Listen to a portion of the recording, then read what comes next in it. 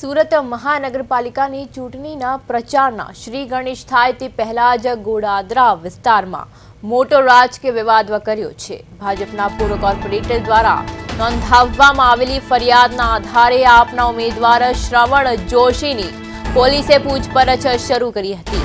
આ પૂછપરછ દરમિયાન અચાનક શ્રવણ જોશીની તબિયત લથડતા પોલીસ સ્ટેશનમાં દોડધામ મચી ગઈ હતી। પૂછપરછ વચ્ચે જ શ્રવણ જોશી બેભાન જેવા અવસ્થામાં આવી જતા તેમના સમર્થકો અને કાર્યકરો તેમને ઊંચકીને પોલીસ સ્ટેશનની બહાર લાવ્યા હતા અને સારવાર અર્થે ખસેડ્યા હતા। શ્રવણ જોશીને હજુ ગઈકાલે જ ટિકિટ મળી હતી, પરંતુ તેઓ વિવાદને કારણે તેની ઉજવણી પણ નથી કરી શક્યા। કેસ એઆઈ વિડીયો કાંડ તરીકે ઓળખાઈ રહ્યો છે, જેમાં ટેકનોલોજીનો ઉપયોગ કરી વિવાદાસ્પદ સામગ્રી વાયરલ કરવાનો આક્ષેપ છે।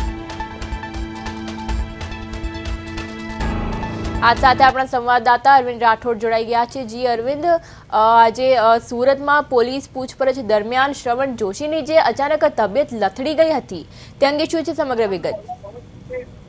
બિલકુલ, જે રીતે સ્થાનિક સ્વરાજની ચૂંટણીમાં જે રીતે હાઈ વોલ્ટેજ ડ્રામા હોય તેવા દ્રશ્યો કહી શકાય, કારણ કે સુરત મહાનગરપાલિકાની જે ચૂંટણીની પહેલા હવે ચૂંટણીના ગણતરીના સમય બાકી રહ્યો છે, તેવામાં આક્ષેપ પ્રતિ આક્ષેપનો દોર છે તે શરૂ કરી દેવાયો છે। ત્યારે સુરતના ગોડાદરા વિસ્તારમાં જે હાઈ વોલ્ટેજ ડ્રામા છે તે જોવા મળી રહ્યા છે।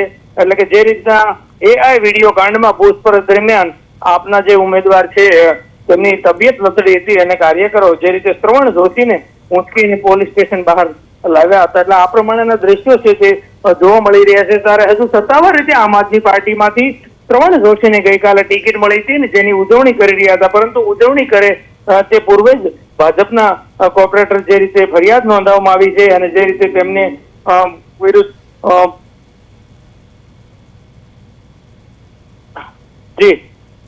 જી અરવિંદ, સમગ્ર માહિતી બદલ આપનો આભાર।